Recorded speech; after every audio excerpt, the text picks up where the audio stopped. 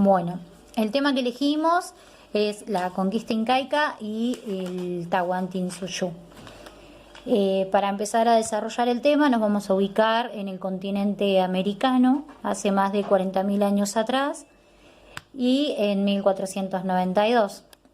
Un 12 de octubre de 1492 llega Cristóbal Colón y un grupo de españoles a las islas del Mar del Caribe. Ellos querían llegar a la India y creían que estaban en Asia. Estaban en busca de riquezas y querían hacer conquistas en nombre de sus reyes.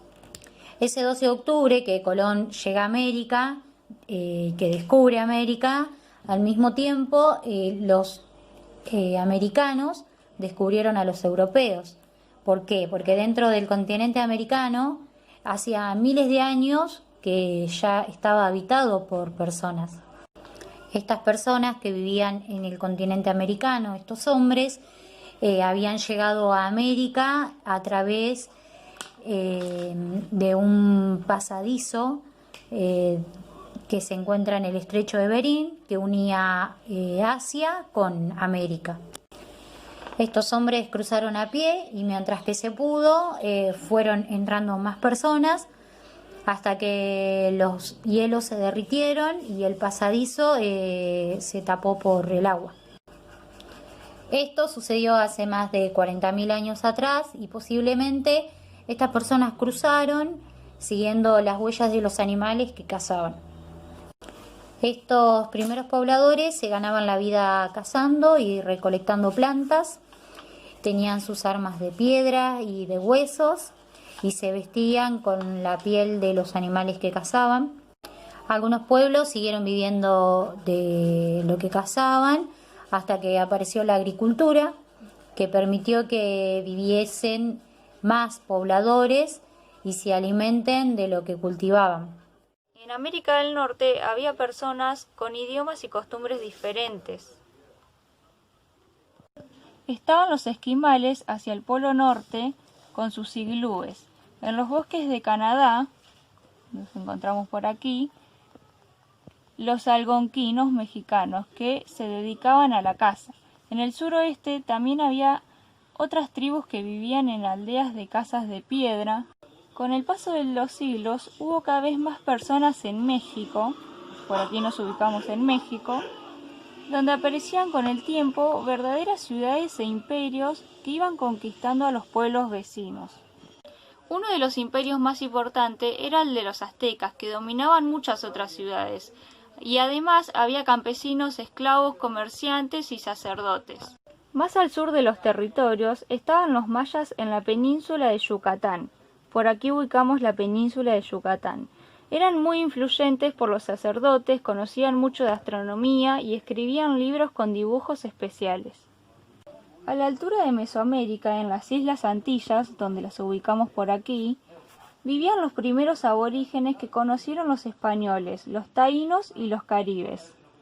Los taínos eran un pueblo pacífico y amable, cultivaban algodón para sus taparrabos y hamacas catán en Guatemala y Honduras, donde por aquí podemos ubicar Guatemala y Honduras.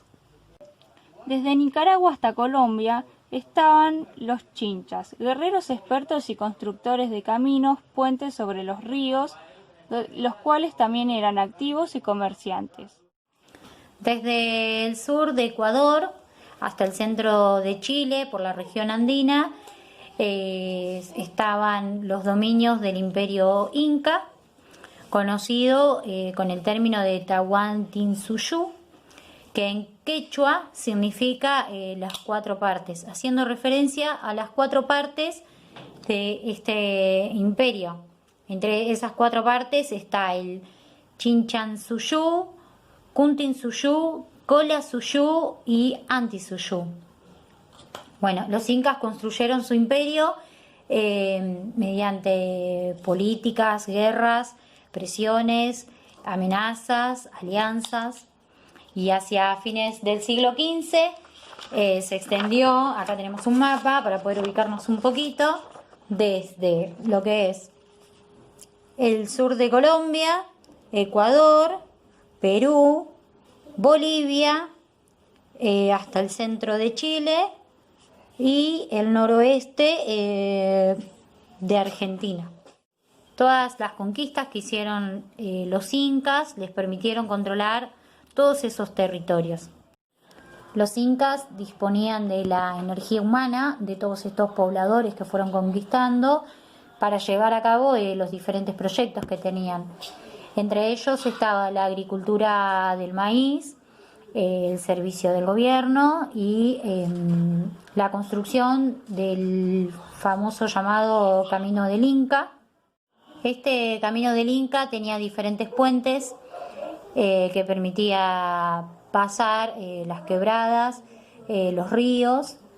También tenía paradores para albergar a los mensajeros. Tenía mucha importancia política y económica porque permitía la circulación rápida de los mensajeros y también de los bienes. El imperio inca cae frente a los españoles en la década de 1530 y cada pueblo intentó dar una explicación a esta invasión a partir de los conocimientos que ellos tenían. Estos pueblos tenían una antigua tradición que hablaba de un Dios que era bueno y justo, que había llegado a la tierra para enseñar muchas cosas. Para el pueblo inca el dios era el dios Viracocha. Para ellos este dios se había ido un día pero prometió volver. Ellos esperaban su regreso para el que ya faltaba poco.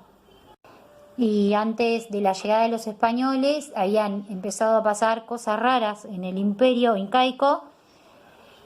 Una serie de terremotos y un rayo tiró abajo el palacio del Inca.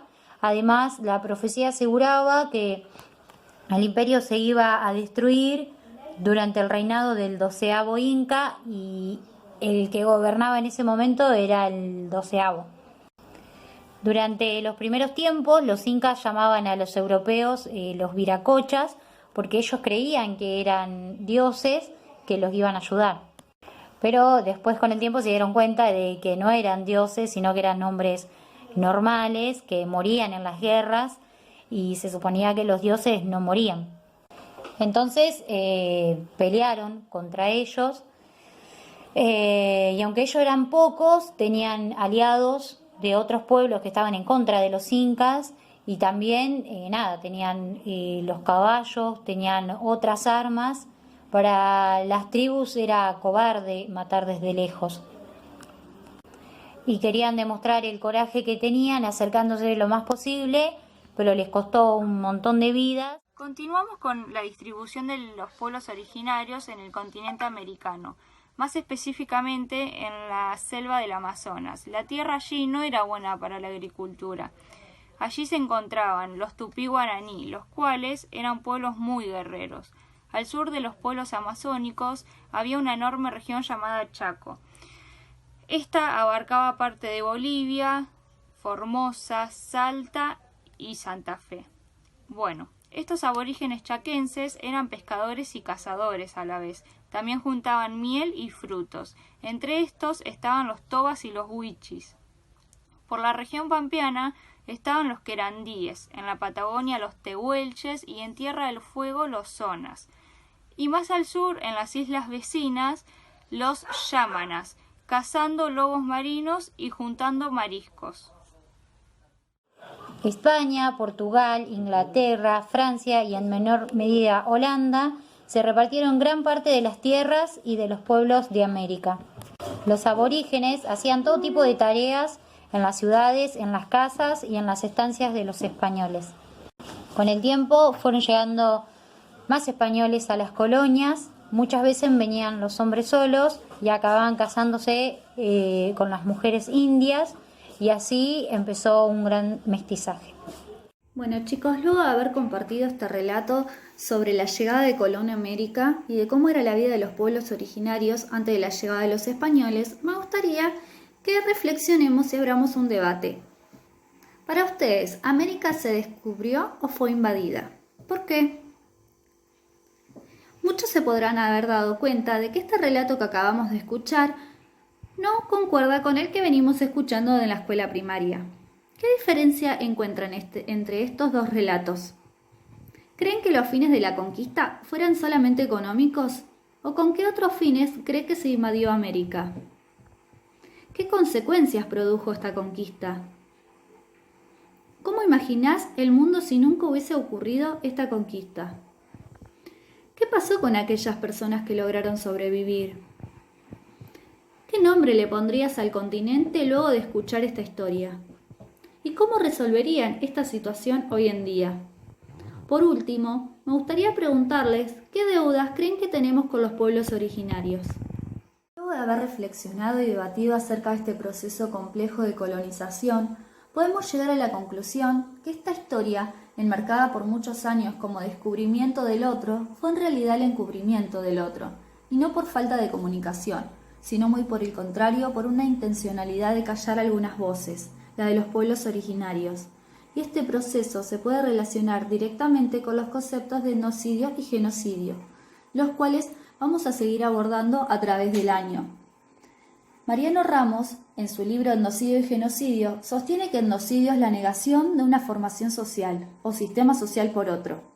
Comprende un exterminio cultural, total o parcial, pero importante, destruyendo la identidad de los pueblos conquistados.